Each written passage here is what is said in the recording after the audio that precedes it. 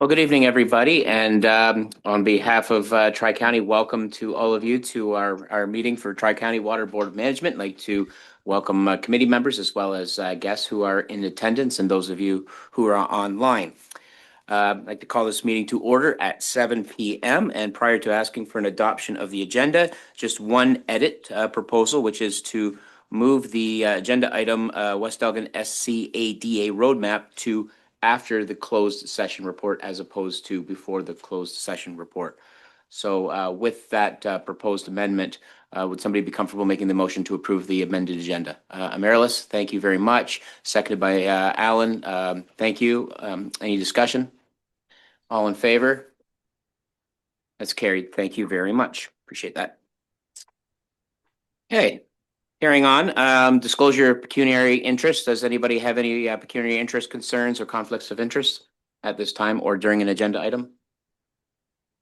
I see none. Thank you so much. Okay, and next item is the minutes. So in the agenda package you received from our clerk, there was the minutes of our previous meeting. I'm sure everybody's had an opportunity to review them. Does anybody have any comments, errors, or omissions to those minutes? I see none. Okay, now we have a motion to accept the minutes. Thank you very much, Mayor Hentz. And second, Mayor Mayhew, thank you very much. Any discussion? All in favor? Carried. Thank you very much. Any business arising from those minutes?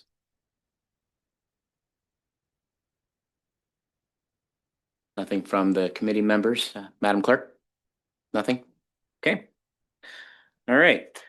Staff reports is the next item, and 6.1 is Tri-County Drinking Water System Operations Report, third quarter. Sam, you're going to begin this agenda item, and do you want to take a moment to introduce your team before presenting? Yeah. Thank you, through the chair. First off, I want to introduce the new Senior Operations Manager for the Tri-County Water Board. This is Mr. Joe Daly. This will be, I will no longer be addressing this board as the Senior Ops Manager of Tri-County. I'm now the Regional Hub Manager of the Midwest. So I first off want to say thank you for the trust that this board and its members have put into me or given me the last 8 years as Senior Ops Manager. It's been a fun ride. I grew up in this plant. This is where I learned everything I know about water treatment and the business behind it. So like I said, the trust that's been put into me has been greatly appreciated. I request from the board that you put in that same trust to Mr. Daly. I trust him. I still live in this community and Joe knows that. So he'll be taking over the day-to-day operations of the facility, but I will be still back there in the weeds and heavily involved. The Tri-County Water Treatment Plant is a big part of the Midwest region, so I will remain heavily involved, but the day-to-day operations and what goes with that will now be Joe. I also want to just quickly introduce, I know many of you already met him, but back behind us is Jeff St. Pierre. He's the VP of Operations for Aqua. So, if you got any complaints about me, you can talk to that gentleman back there and he'll make sure you look after it. But again, I just want to say thank you for, for the trust and everything that goes with operating and managing that Tri-County water plant. I always liked when the late and great Mr. Duncan McPhail would say if Sam was walking out of the Home Hardware with a jug of Culligan water, then maybe you can be a little bit concerned, but that hasn't changed and Joe understands that. So I hope that you guys can transfer the trust that you had for me over to Joe. So thank you, and I'll hand it over to Joe to give over the operation of the plant. Thank you, Sam. Thank you, Mr. Chair, staff for having us here today. I actually started my career here in 2016 as an operator for Aqua at the Tri-County Water Treatment Plant. So I'm excited to be back here in this position, and I look forward to working with everyone. With that being said, I'll jump into the report. So the Tri-County Drinking Water System Operations Report, third quarter 2025. Section 1, Compliance Summary, the third quarter. On August 25th, the Health Canada limit for manganese was exceeded and reported to the MECP. Operational measures were taken, such as adjusting our sodium permanganate dosage to oxidize the manganese, which allows us to filter it out. We also flushed out the storage tanks and the distribution system to help with removal. Section 2, inspections. I just want to highlight that in the second quarter, on April 10th, the finalized inspection report was received for the MECP inspection, which occurred on February 20th. The inspection risk rating was 100%. The third quarter, there were no MECP or MOL inspections conducted during the third quarter. Section 3, QEMS update. Third quarter, the management review was held for the Tri-County Water Treatment Plant September 23rd. An external surveillance audit occurred October 10th, with the report from the audit being received October 15th with one OFI, or opportunity for improvement. The OFI was acted on by updating the essential emergency service supplier contact list. Section 4, Performance Assessment Report. The Tri-County Drinking Water System is currently operating at 95.44% efficiency. So far in 2025, the daily average flow to the distribution systems is 4,134.1 meters cubed. The average daily flow is up 2.4% in quarter 3 of 2025 when compared to quarter 3 of 2024. The Tri-County drinking water system is currently at 32.1% of its rated capacity. To ensure inactivation of viruses, bacteria, and microorganisms, the membrane filtration system needs to meet performance criteria of turbidity less than or equal to 0.1 NTU in 99% of the measurements each month. So far in 2025, all regulatory requirements for this have been met.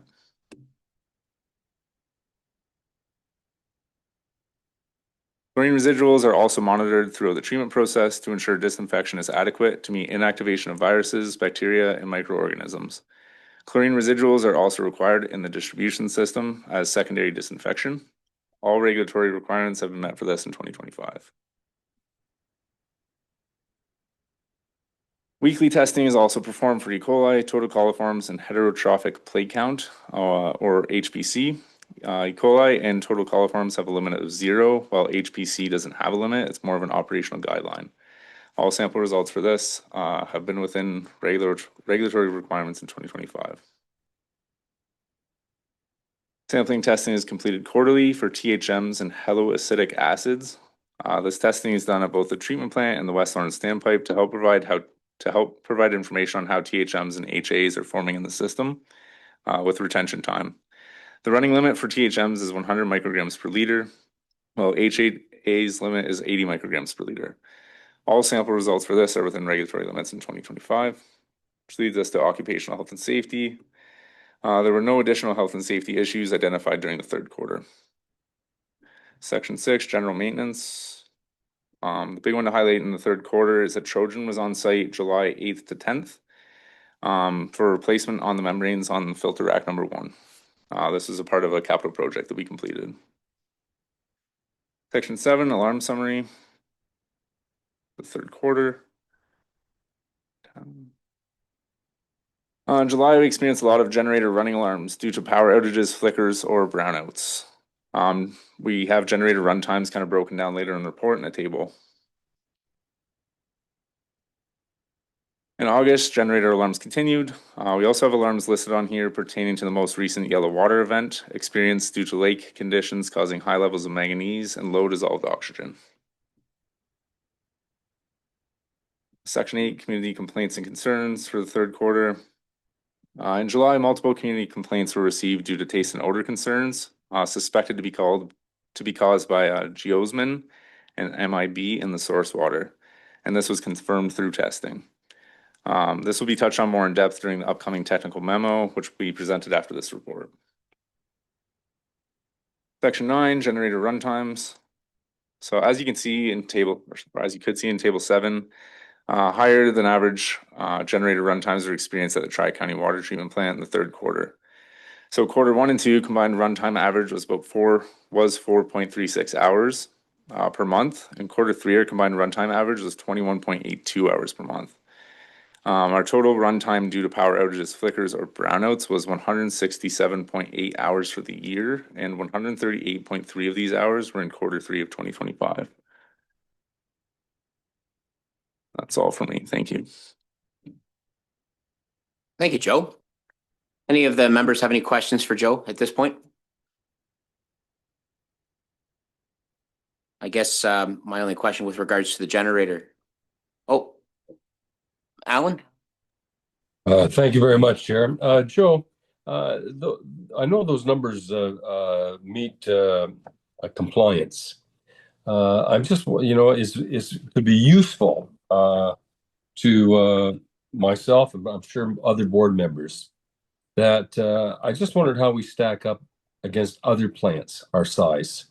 They're very meaningful. The THMs, I know parts per liter are very, very informative, but I'm wondering through Aqua, is there any chance that, and there's no rush for this, but at some future meeting, could some comparative analysis be made that, we're at the median, we're a little higher than most, or under than most? Would that be possible? Thank you, Mr. Chair. Yeah, I'm sure we could put something together like that to share with the board for sure. Okay, thank you. Thank you, Alan. Yeah. Sam, follow up? Sorry, I'm never going to be able to give this up, but Mr. Allen, through the chair, is there a specific parameter that you are interested in? Like you mentioned THMs, is there anything else that you're particularly interested in? I would leave that to the discretion of the Aqua, the employee of Aqua. Okay. What you think would be meaningful? Some of the critical numbers. It would be very useful if we could compare them to a St. Thomas plant or a Chatham plant or something north of London, Lucan, something like that, if that would be possible. But I just very often when you do an analysis, you try to formulate an opinion on how you're doing. Sometimes you need a benchmark, like, how are we compared to others? And I think it's meaningful. But I would leave that, in answer to your question, I would leave that to the discretion of the author. Thank you, Alan. Good. Yeah, it's we can definitely compare. I think maybe a prudent exercise would be comparing things like organics and Megan back here would be able to get more technical on but comparing things that are raw water quality compared to Lake Erie to lakes like Lake Huron that are much more a good way to say it is like a resilient raw water source.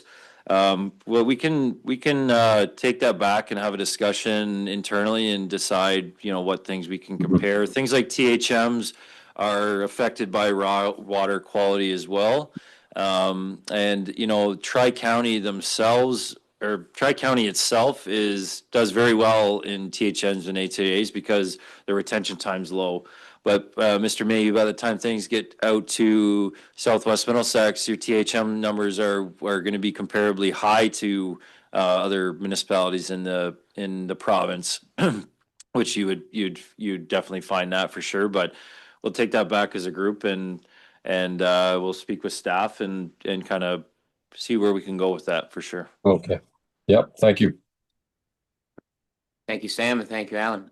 Robin, do you have a comment? Thank you, Mr. Chair. Darren, would similar information be public and available from the Chatham-Kent plant from Ridgetown? Thank you, Mr. Chair. Most definitely. It's just like any report you have to produce for the Ministry of Environment.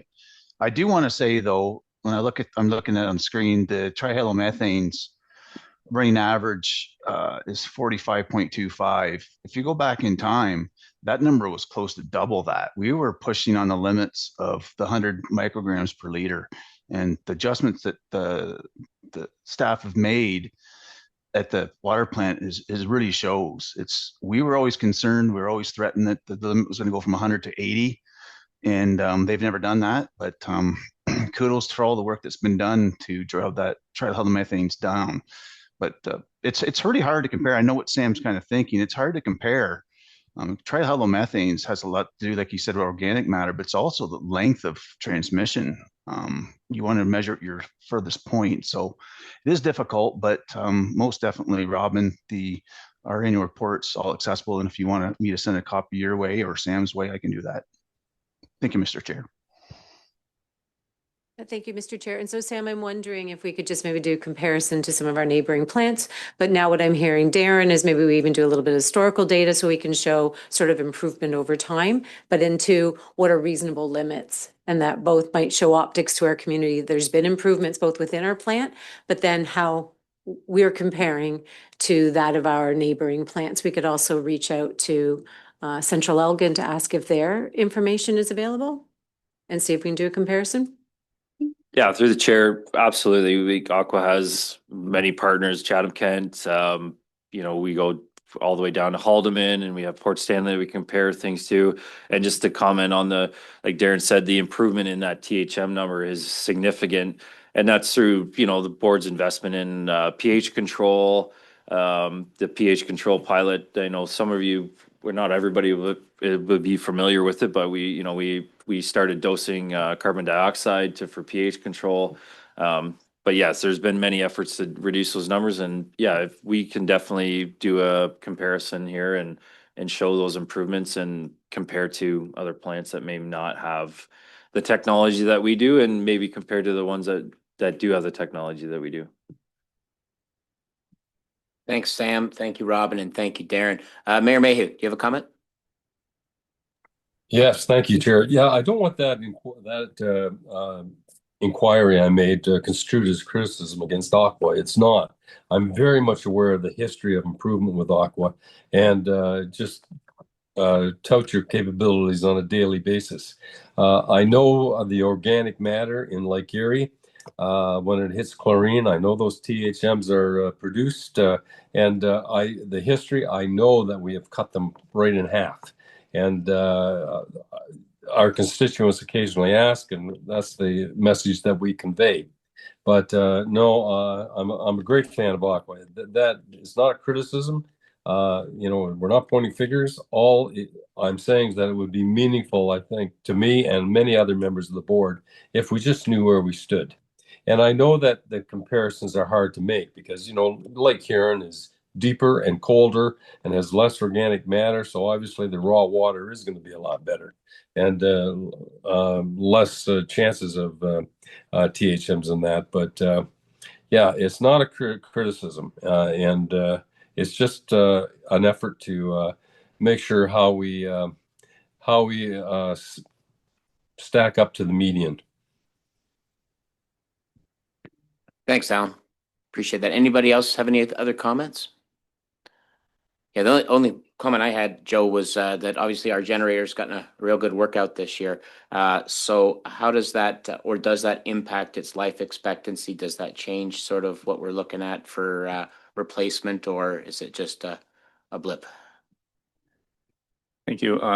Not to my knowledge, like it is a diesel generator, so I don't think it's going to affect its lifespan at all. I don't know if you have a comment there, Sam.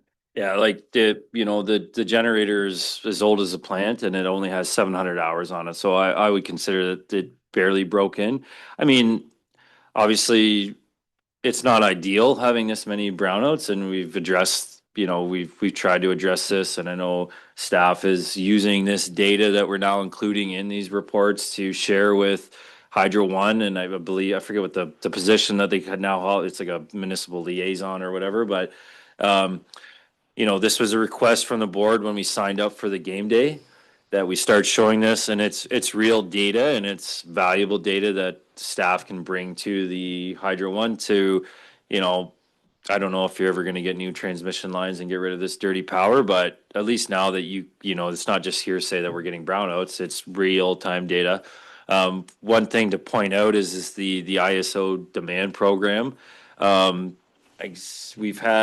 We've had events, the game day events, and we're sitting at, what's the total number of hours? Oh, yeah, 40. 40 or 42 total hours of game day. So that's split between the two generators. So that's going to pay significant amount of money. That doesn't fix the problem, but at least it alleviates the pain of having to, you know, of that extra diesel cost. So it's nice to get paid for a pain in the butt, but yeah, it's clearly an issue at the plant. Thanks, Joe, and thank you, Sam. Robin? If I can add, Mr. Chair, so we have contact, Hydro One, they do have a municipal liaison contact now. I'm not sure it helps us move things any faster, but at least it's a name to start contacting. I continue to stress this is actually a health and safety issue, for we have to rely, we can't not reliant on the energy source that has been provided to the plant. So I'll work with Sam in getting those sort of exact dates, and we'll put that forward to say for this year, and hopefully that will continue. Hopefully maybe when we do attend Roma or AMO, I might ask board members also to go visit your Hydro One table, or also try to start putting in a little bit of political pressure, as in we need to have some consistent energy source. This is also helpful to us, so the board is aware when we talk about this at budget. Aqua had historically had about 5,000 annually for diesel. Last year we exceeded that. And so this year we're also trying to figure out how best to manage diesel. I will be letting the board know at the budget time. Our recommendation is to move that to operations, and the board pays for diesel directly. That way we're being able to monitor how much diesel we are utilizing annually. So move it out of Aqua as their operational, but into a board's operational costs. Thank you very much, Robin. Okay, anything further on this agenda item? Okay. There is a motion. That motion is that Tri-County Water Board hereby accept the operations report third quarter as presented by Joe Daly, Senior Operations Manager, Ontario Clean Water Agency, for information purposes. The motion? Marilys, thank you. Seconded by Mr. Galbraith. Thank you very much. Any further discussion? All in favor? That's carried. Sam, thank you so much for all that you've done for us here in Tri-County. Wish you all the very best in your future endeavors. And Joe, on behalf of the entire committee, welcome, and we look forward to working with you. Okay. Next item is 6.2, technical memo, taste and odor issues in the Tri-County drinking water system. And okay, looks like somebody's getting benched. Hello, Megan.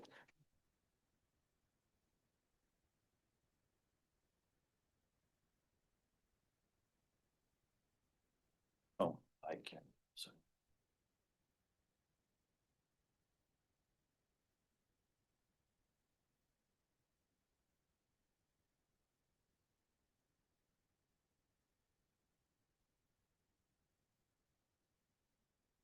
I might shut your laptop. Sorry.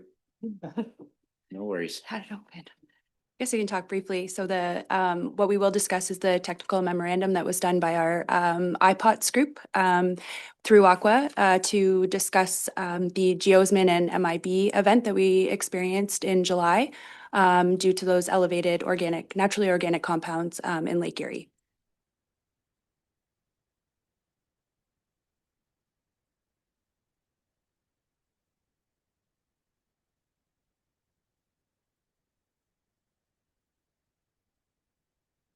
Well, in the meantime, I will note that there are, I know Sam shared the one link with Robin about the CTV news article that outlined that South London was experiencing the same event occurring at the Port Stanley plant, and obviously their raw water source is the same as ours here. That went out about 6 days ago. I also noted that Chatham-Kent has it posted on their website just permanently that taste and odor issues are increasing in nature in the raw water source, and so that's just directly on their webpage. So we weren't alone in our battle this year with these compounds that do produce that musty, earthy taste and odor in the water, the finished product. So Megan, while Sam's pulling that up, just one curiosity. So other plants had experienced the same thing. Did any of the other organizations do anything different than what we here in Tri-County did?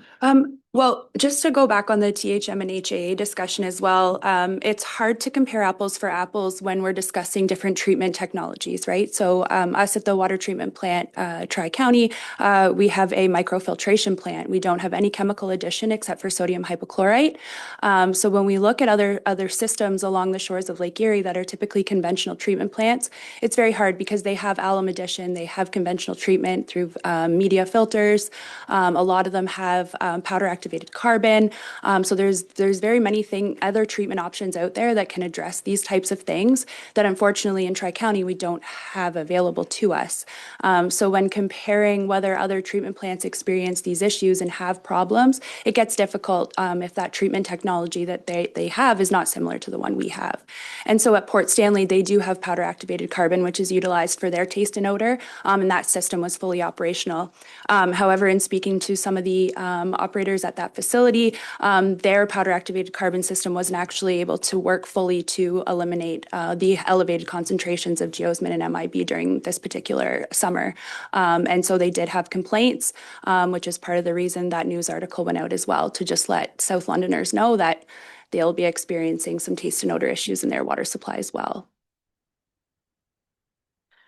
All right, so I now have the technical memo in front of me. I apologize for the delay. So I'm not going to go through the treatment process unless you think that would be beneficial. I think we're all aware of the type of treatment that we have there and the units that we have at our disposal. We'll go into the one specifically that we have at the water treatment plant, which was started when we first got the complaint in early July, which is our advanced oxidation process, which uses hydrogen peroxide and UV light to create those hydroradicals to eliminate the taste and odor compounds that we experience in Lake Erie.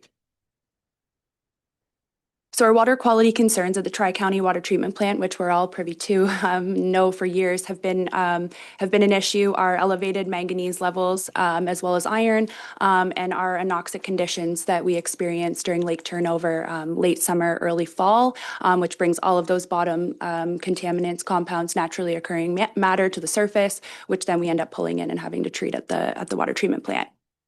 Another thing that we're having to deal with that we're seeing an increase is that algae growth in Lake Erie as well, which we know is brought on by increased in temperatures, particularly down in the southwestern basin of Lake Erie, where it's quite shallow.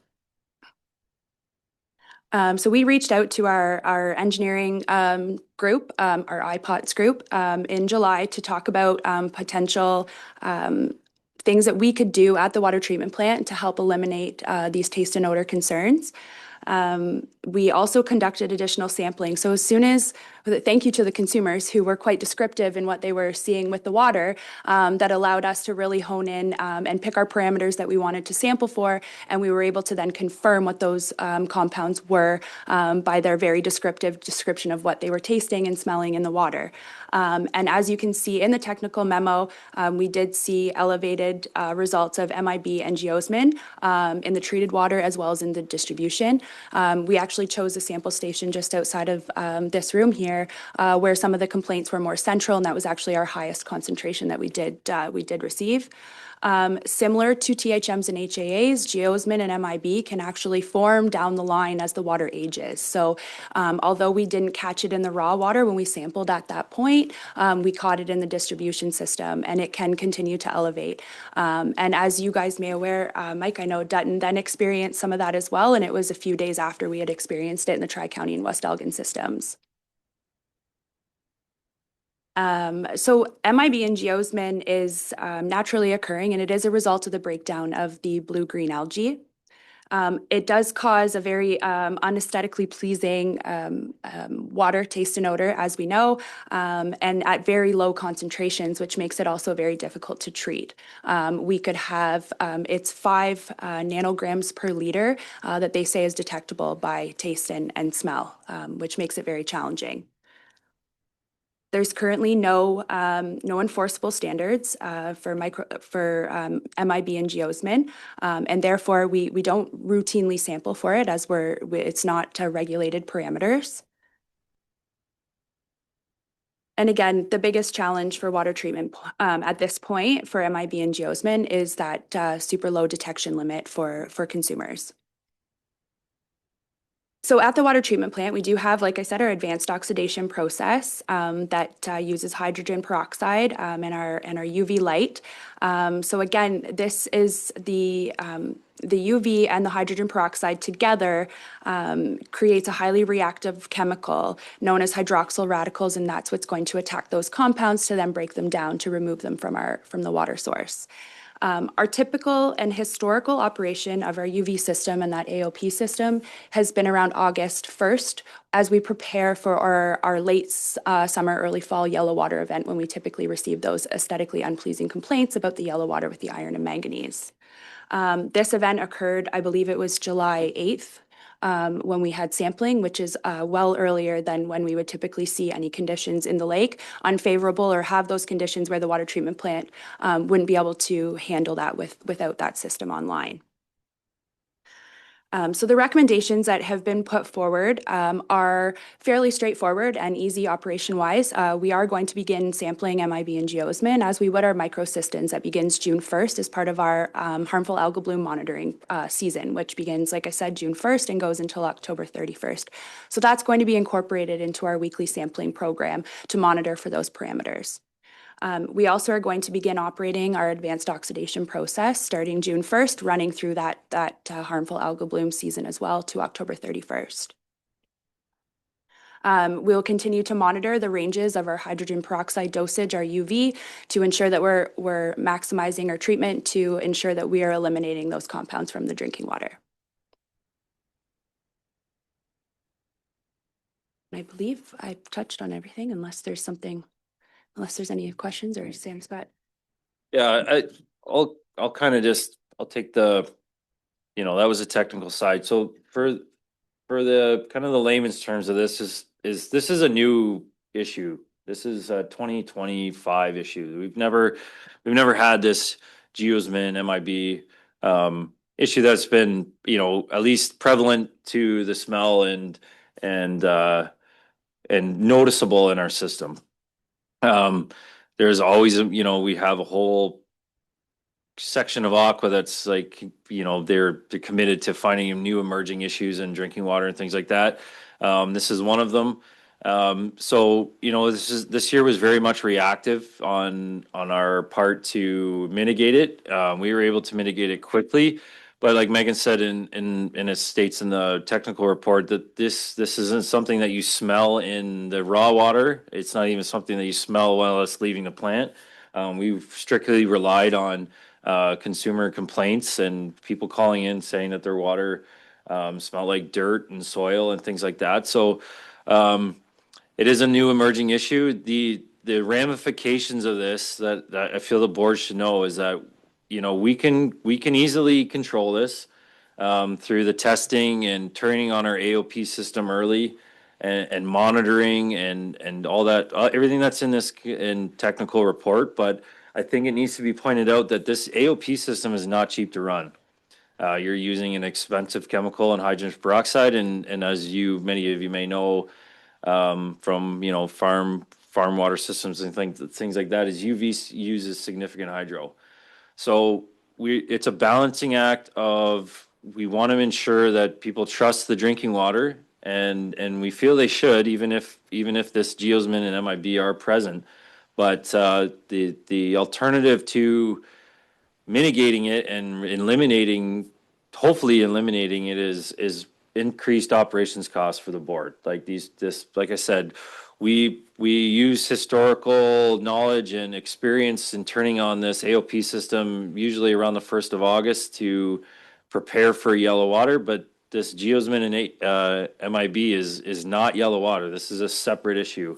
So we've changed our SOPs to match our monitoring, our blue-green algae monitoring, but just I want the board to know and have the knowledge that this is going to increase the chemical costs, which the board pays directly, and hydro, which the board pays directly. Thanks for that, Sam, and Megan as well. Thank you so very much for the explanation.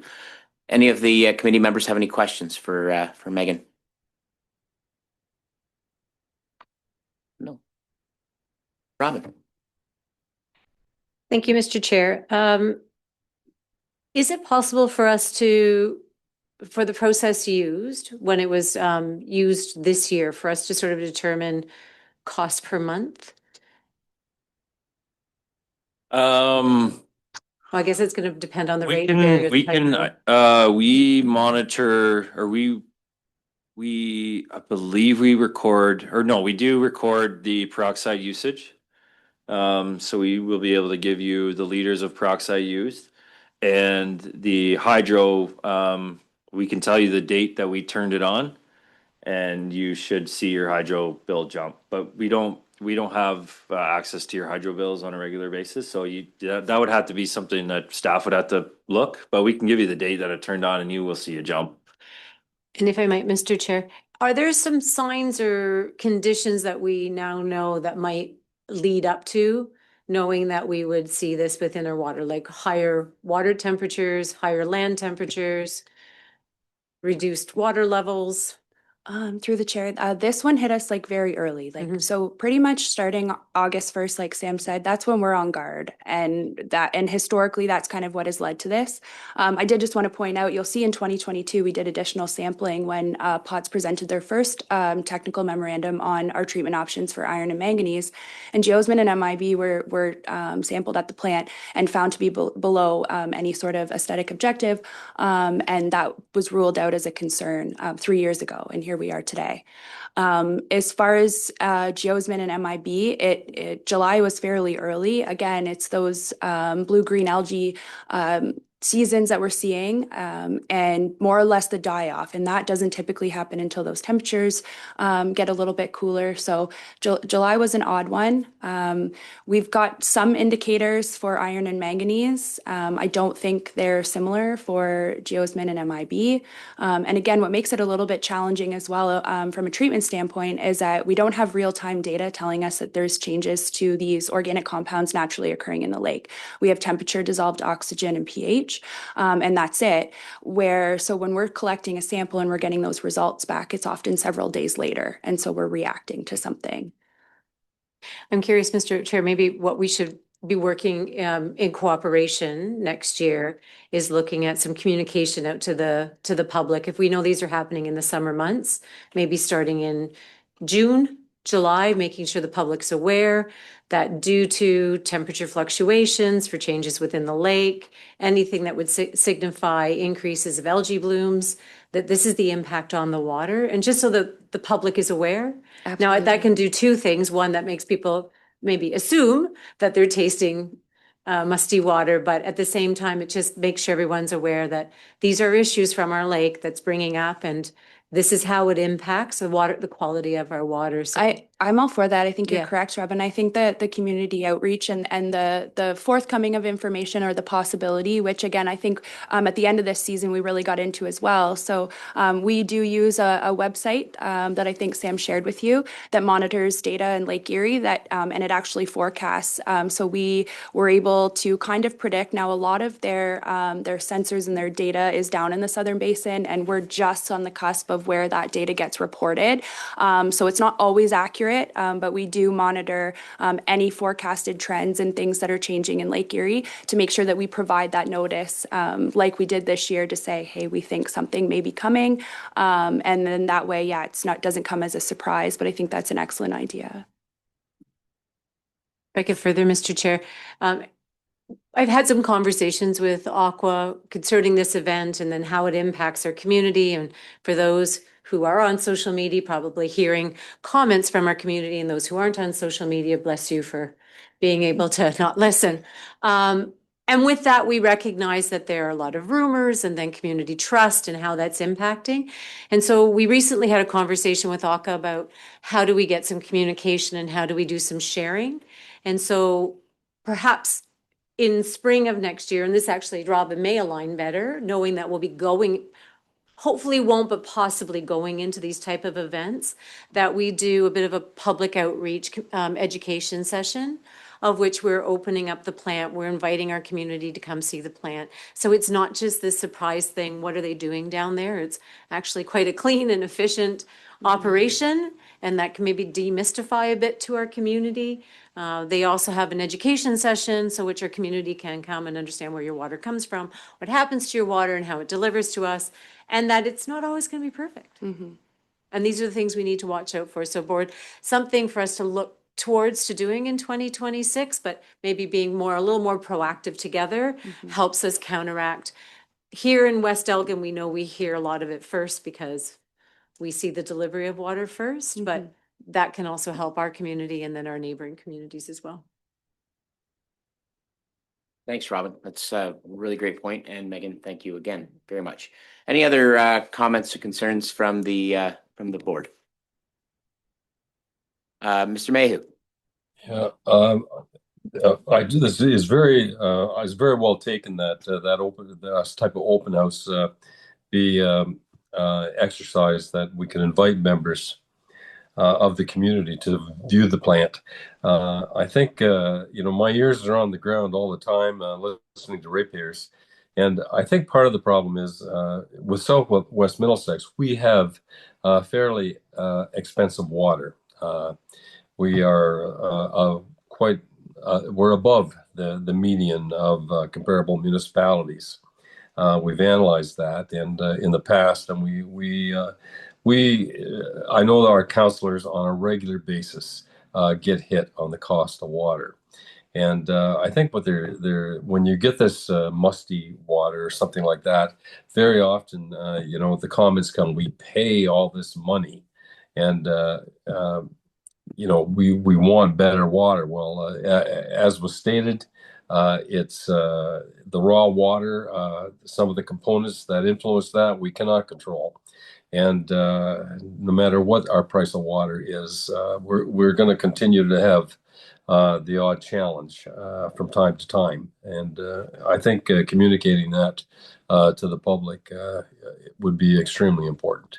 It's from a scientific aspect, we do all we can to assure the best possible drinking water that is available, and but the raw water source, Lake Erie, I think it is problematic, and is going to continue to be problematic, I believe. Thank you very much for that, Mr. Mayhew. Sam, do you have a comment? Yeah, just that's a great point, Mr. Mayhew. Through the chair, the Lake Erie is like probably one of the, if not the worst raw water sources in Ontario. That's kind of, I don't think that's shocking to anybody. It's kind of a known thing. And what we do to that water to make it safe is actually quite impressive. So I think, like, I know Robin are discussing, and we're fully on board with, having the public to the plant and doing an information session so that we can show off what we actually are able to do with the raw water that we are provided. I think it's a great idea, and we fully support that 100%. Thanks for that, Sam. Okay. Thank you, board members. We have a motion on the table, and that is that Tri-County Water Board hereby accept the technical memo, taste and odor issues in the Tri-County drinking water system prepared by Ontario Clean Water Agency for information purposes. Do I have a motion to accept that? Deputy Mayor Tellier, thank you very much. And Mayor Mayhew, second. Any further comment? All in favor? Carried. Thank you very much. Okay. So at this time, we are going to discuss moving into a closed session. And after the closed session, we will come back into open to wrap things up. So in order to move into closed, I would ask for a motion from a board member. Amaryllis, thank you very much. And Mayor Hance, second. All in favor? Carried. This board will now go into a closed session. Welcome back, everybody. I'll ask Madam Clerk to provide us with a report from closed.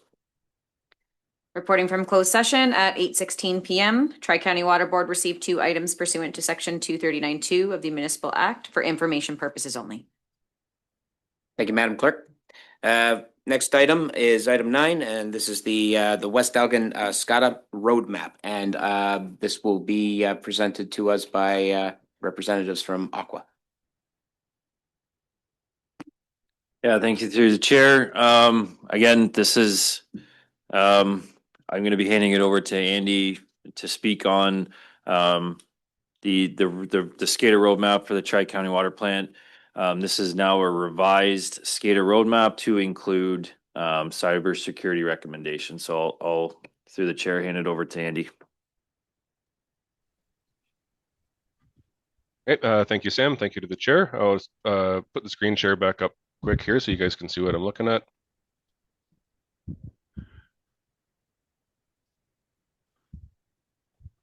So one of the agenda with addenda that were issued prior to the meeting contained a very marked up copy of the roadmap, because as Jimmy alluded to, these are living documents that do change. Plans change, priorities shift, and then we shuffle around priorities, making sure we still try and get the most important things done first, but also with respect to budgets.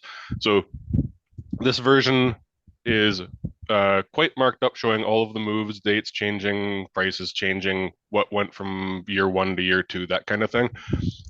Also, the second package had the more cleaned up report in its entirety.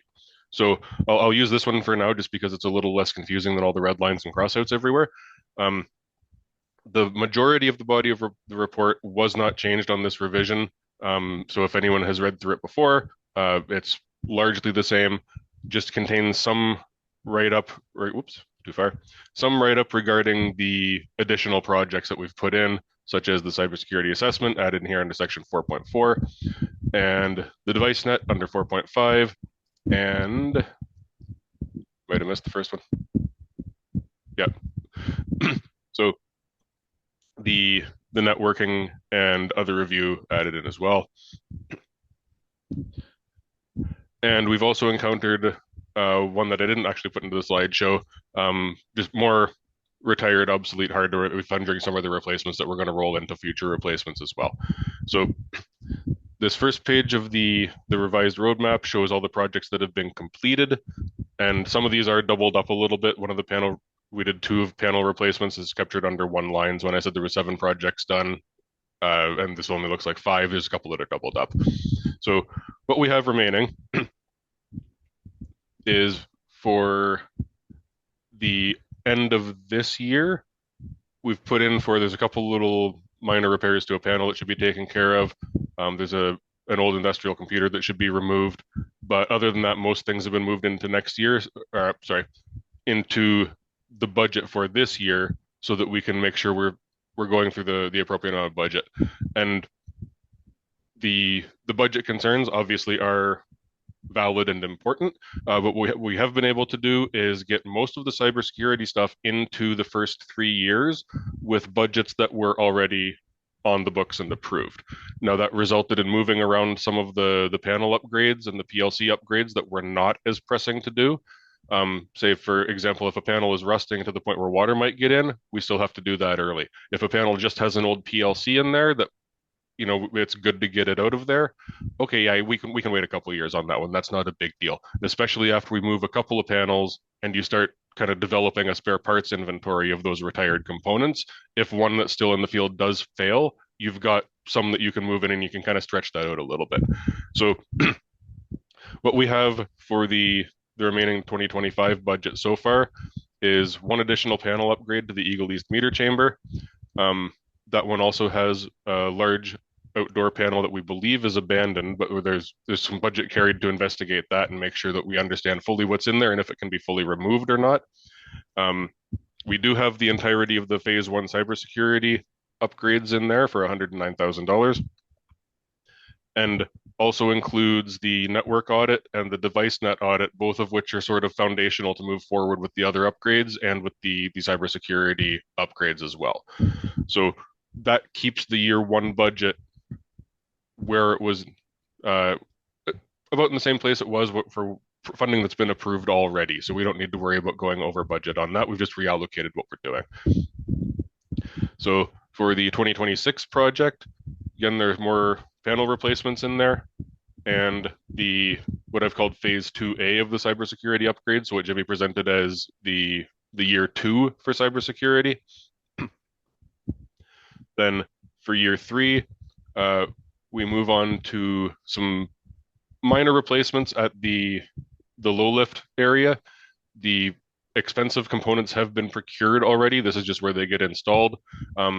That can be done pretty much any time. And if there is a failure with the obsolete hardware, then we have the new ones ready to go. We can just get them in there in short order. And also the year 3 or phase 2B of the cybersecurity is in here as well. Then we move into year 4, some more panel replacements, but we can kind of get back into doing those ones. I mentioned one project was sort of half done because we had a hardware failure. That was the West Lauren one that you see here's earmarked for less money. The hardware for the PLC has been replaced, but there's just some kind of surrounding accoutrements that should be updated, but it's not anything that's going to be a concern in the immediate future. Oh, I apologize. It's got the cybersecurity and there's a phase 2 spread out a little bit over here as well.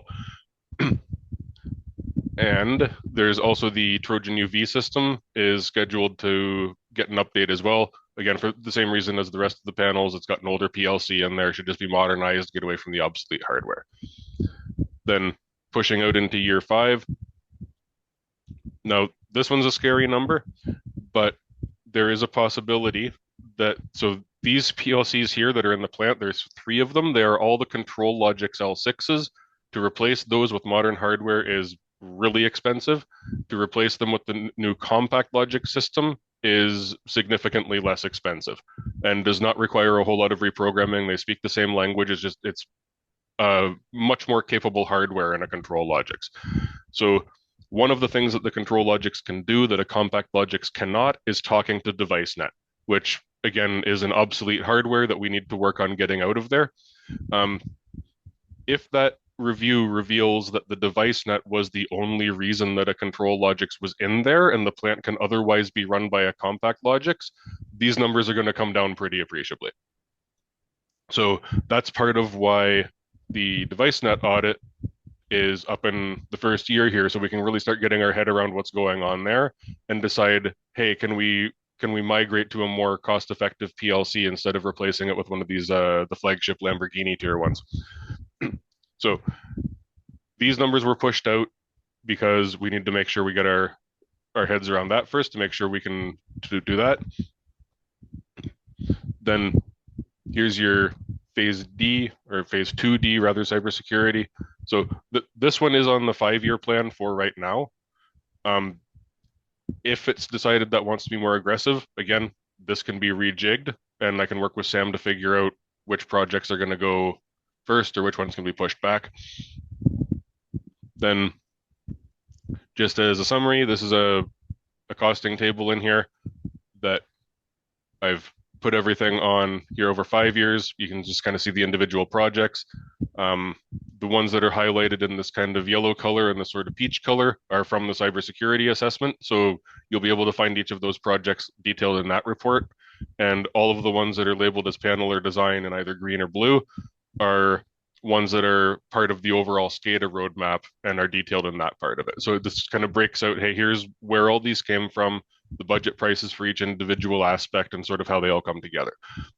So the annual budgets that we were aiming for was for 2025, 250,000, for 2026, 225,000, and for 2027, 150,000. Then again, these numbers here got a lot bigger. This can all be revisited if we don't think that's going to be an attainable number, or maybe some of these can be moved forward, moved backwards, whatever needs to be done. And the 2 highlighted in yellow here are the ones that I said may come down significantly because we can just replace the hardware wholesale with something that's less expensive. Oh, and then here's the actual cybersecurity assessment as an addendum in here. So that's kind of the whirlwind tour of what's lined up for the SCADA roadmap, including budgets for the next 3 years for sure. And then the 273 and the 354 here in years 4 and 5, those are expected to change. And depending on the priority of the projects that are left, they may be able to be pushed out as well. And that's we can review that as we get closer to it. So without going into an onerous amount of technical detail on the individual sub-projects that are involved here. That's sort of the overview of what's involved, where we're doing things, and the plan to have it done in 5 years or possibly a little bit longer if need be, to stretch out the budget. Does anyone have any questions or concerns? Okay. Well, Andy, thank you very much for the summary of the very, very detailed report that we all received in our agenda. So based on Andy's summaries and our opportunity to review this report prior to this meeting, do any of the board members have any questions at this time with regards to the SCADA report and update? Certainly more work to do, but good to know that we have a plan in place that we can begin to work towards as we near budget season. Okay, I see some hands coming up now. I believe Mayor Mayhew was first. Yeah, thanks very much. Very interesting report. Just picking up on something you just said moments ago. Can we amortize this over 8 years effectively as opposed to 5? Yes, there's nothing stopping that. I would suggest maybe not pushing the cybersecurity stuff past 5 because, as Jimmy already alluded to, you kind of want to get ahead of that because that is more of like an active threat, right? Yeah. For most of the panel replacements and such, there are a few that I made sure I got into the early years because they are actually showing signs of advanced corrosion and should really be replaced before that becomes a bigger issue. Once we've got those ones dealt with, the rest really does just become hey, this hardware is no longer directly replaceable, and if it fails, then you got to jump on something pretty quick to get it handled. So you do want to kind of be proactive about that. But as I said, we've already got a good selection of the expensive ControlLogix parts that were slated for use in the low lift PLC. If hypothetically the main plant PLC fails before we get to the replacement of that, we can use those parts that we already have and keep that going. So then also, as we take out more of the small MicroLogix units, that kind of develops spare parts that have, been taken out of service. But if one in the field does fail, then you've got another one we can drop in there pretty quick. And a lot of the new compact logic parts have also been procured. So that's what we wound up doing at, I believe it was the West Lorne Tower. The processor failed because of a power surge, lightning strike, something like that. So instead of trying to replace it with the obsolete parts that we didn't have and were going to be a pain to try and find, we said, hey, we've already got the new parts purchased. Let's just swap these over as quickly as we can, kind of do I don't want to say the bare minimum, that makes it sound like we slacked off, but just do as much work as is necessary to get everything migrated and working on that new platform. So now if that one does fail, hypothetically, you can get readily available parts from the normal distribution chain and not have to worry about trying to find something that's been retired for a few years. So the short answer, yes, this can be stretched out more if need be. I would suggest probably those first 3 years we should leave pretty much how they are, but as we get towards year 4 and 5, if those need to be pushed out, we can certainly evaluate what would be reasonable at that time. Okay. Alan, thank you for that question, and Andy, thank you for that answer. Mr. Galbraith, do you have a comment or a question? Yes, thank you, Mr. Chair. I have a few questions. I don't think I see in this chart the cost of, say, the chief security officer, unless I missed it. It's not included in this costing, is it? Can I answer that? Yep, go ahead, Okay. please. Yeah, okay, sorry. It's not included because both of these initiatives are executed by the chief security officer. But this here is for budget purpose, and after that, we should probably make.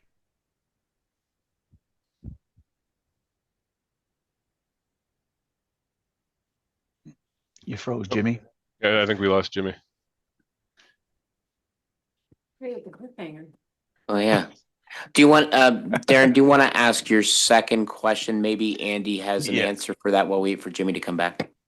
It could be for Andy or for Sam or Joe. Is most of the PLCs and everything else, is that all original from the original builds of most of the facilities, or has there been some overhaul here and there? It's all original other than the projects that were completed on the original SCADA roadmap. So we're talking, the plant was built, just to refresh my memory, what year? 2009. So it may seem like, wow, we have all obsolete PLCs already, but that one slide of Andy's, it's really showed, they're still alive and working. It's the technology and the program and things like that are no longer supported. So, just because it was installed in 2009 doesn't mean that it's 2009 vintage. It was, some of them were 1999 vintage. So they're alive and blinking and everything's working in them. But if anything was ever to happen to them, or there was a failure, there'd be no support and no spare parts. And that's a dangerous, as you probably know. PLCs are these things are essentially the brains and the heartbeat of these facilities, and a failure can result in loss of service, compliance issues, all kinds of things.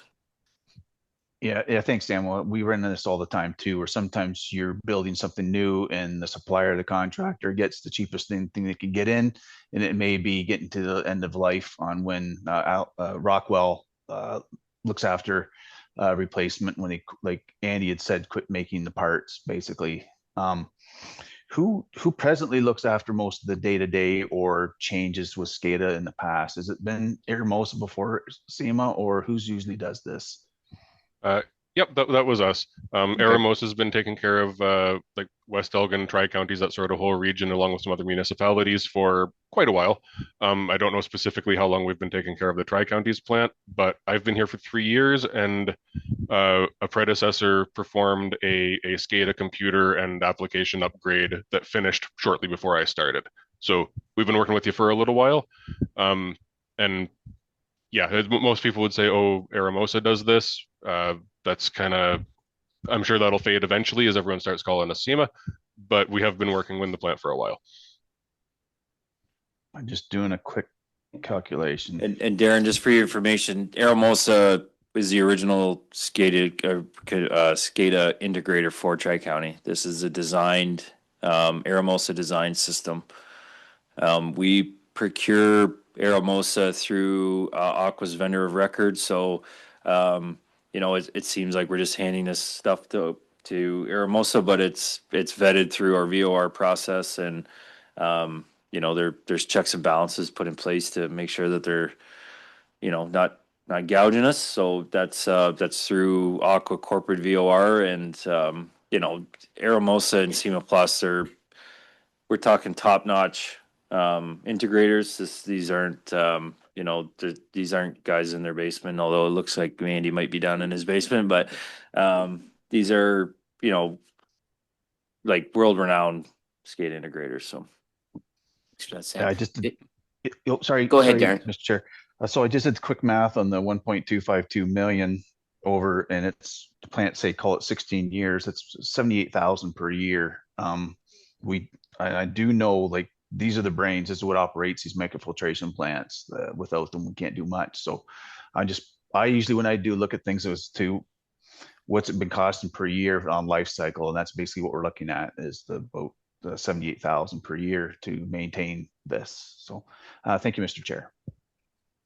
Thanks, Darren. Robin? Thank you, Mr. Chair. Just leading into some questions I probably heard earlier from members of the board. What's been presented to you is a 3 and a 5 year. Is there interest in asking for an 8 year, but then understanding what is mission critical, what are the things that need to be done, and what are the things that could possibly wait, or is the board satisfied with a 3 and a 5 year choice? Just as we go into budget, I'd like to know, so we can do those adjustments of numbers. So would it hurt to have a third option for comparison purposes of a 3 year, 5 year, and an 8 year as well? I think it's something we need to get done, and 5 year is what I would prefer, max. Let's just get it done. Thank you, Mayor Hentz. Anybody else? Stick with the plan? I believe Jimmy got cut off halfway through answering a question. Did you have anything else that you wanted to add now that you're back, Jimmy? No, there was nothing more. Okay, thank you for that. All right, was there anything else on this particular item that anybody wanted to discuss? Any further questions? Mayor Mayhew. Yeah, thanks, Chair. I just wondered, we know what the projection is. We know what the necessity of obtaining, a secure water system.